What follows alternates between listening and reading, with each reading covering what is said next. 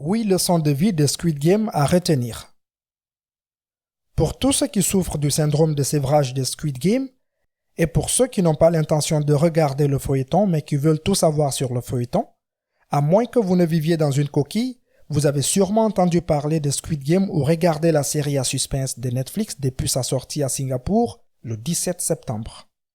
Depuis sa sortie, Squid Game a connu un succès mondial, se hissant en tête des classements Netflix pendant des semaines, catapultant les membres du casting vers la célébrité, engendrant des tonnes de mèmes internet, des défis TikTok et même de produits dérivés. En apparence, Squid Game est une série sur la violence et le divertissement méchant. Des rebondissements et des failles, Squid Game offre de nombreux moments de contemplation et des leçons de vie tout au long des 9 épisodes. À présent, voici les meilleures leçons de vie que nous avons glanées pour justifier les 485 minutes ou 8 heures de temps d'écran. Si vous n'êtes pas encore abonné à cette chaîne, vous ratez quelque chose. Leçon de vie numéro 1. Ne pas dépenser au-delà de ses moyens. Dans la série, dépenses excessives, addiction, fraude et autres mauvaises décisions ont conduit 456 joueurs à rejoindre le Squid Game par désespoir sans en connaître les conséquences mortelles. Dans le cas du joueur 456, Seong Gi-hoon, il a rejoint le jeu dans le but de rembourser ses dettes et de pouvoir subvenir aux frais d'hospitalisation de sa mère et de sa fille. Pour gagner l'argent, il a dû s'épuiser dans des parties et des rencontres éprouvantes pour les nerfs qui l'ont amené à frôler la mort à plusieurs reprises. Dans la vie réelle, ce qu'il faut retenir, c'est que les dépenses excessives, c'est-à-dire celles qui dépassent vos moyens, ont de graves répercussions. Lorsque vous inscrivez sur votre carte de crédit des dépenses que vous ne pouvez pas rembourser immédiatement, vous risquez d'accumuler des dettes en quelques mois, sans parler des intérêts croissants que vous devrez éventuellement payer. Votre cote de crédit en prendra également un coup, ce qui affectera votre capacité à obtenir des prêts immobiliers ou automobiles et même votre employabilité. Ces conséquences sont susceptibles d'entraîner des problèmes de santé mentale tels que la dépression et l'anxiété qui peuvent faire boule de neige et entraîner d'autres problèmes de santé. N'oubliez donc pas de toujours faire le point sur vos dépenses et de ne jamais dépenser plus que ce que vous avez. Leçon de vie numéro 2. Investissez dans les sources légitimes. Dans la série, le jeu Squid Game mettait aux prises 456 joueurs pour remporter la somme de 45,6 milliards de dollars gagnés en 6 parties de 6 jours.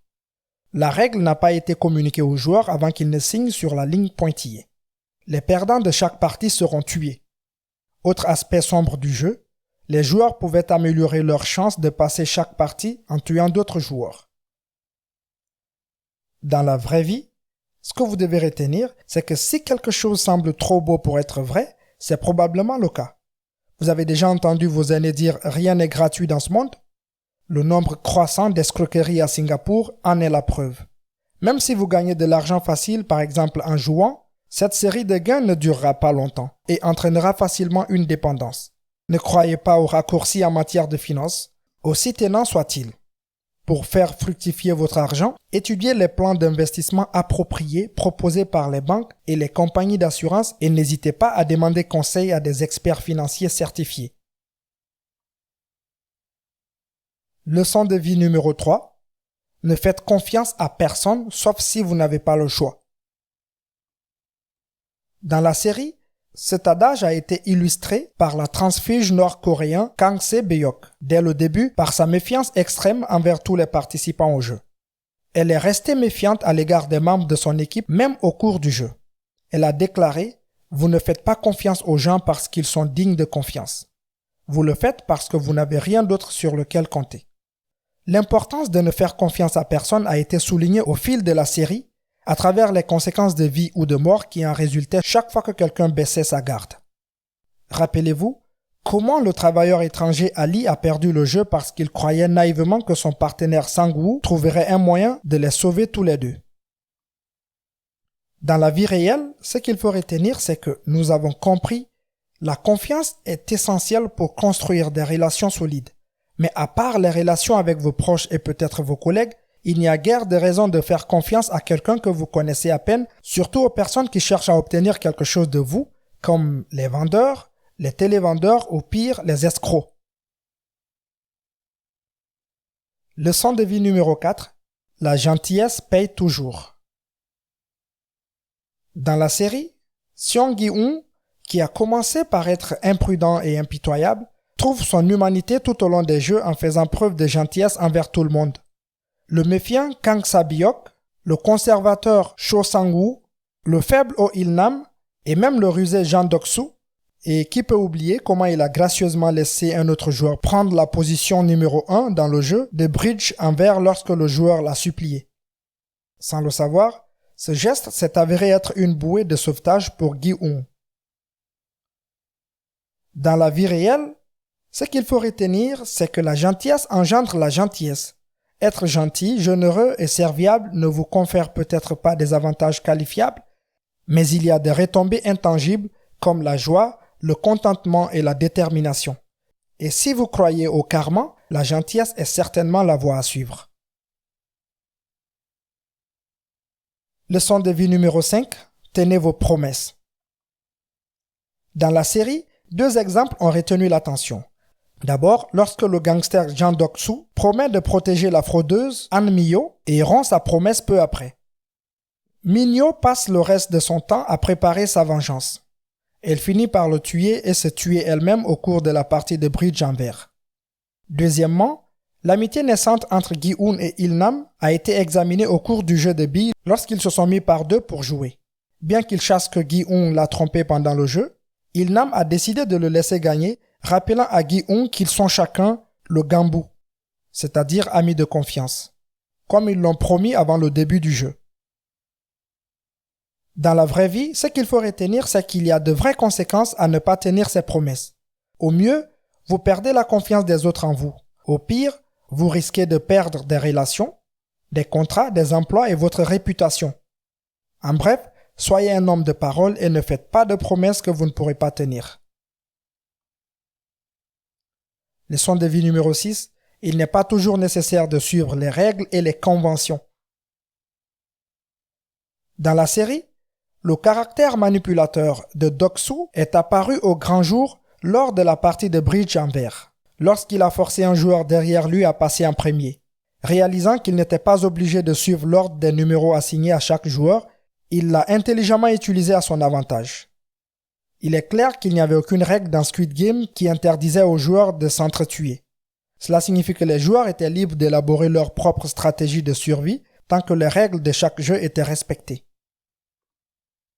Dans la vie réelle, ce qu'il faut retenir, c'est que les motivations égoïstes et les meurtres sans merci mis à part, nous pouvons nous permettre de prendre une feuille de livre de Dok-soo et de penser de manière plus créative dans la vie. Certaines règles, comme les mesures de gestion de la sécurité du Covid, doivent absolument être respectées, mais d'autres, comme les constructions idéologiques et les normes sociales, peuvent être pliées et brisées à nos avantages lorsque les circonstances le permettent, tant que notre conscience est claire et qu'aucun mal n'est fait aux autres. Leçon de vie numéro 7.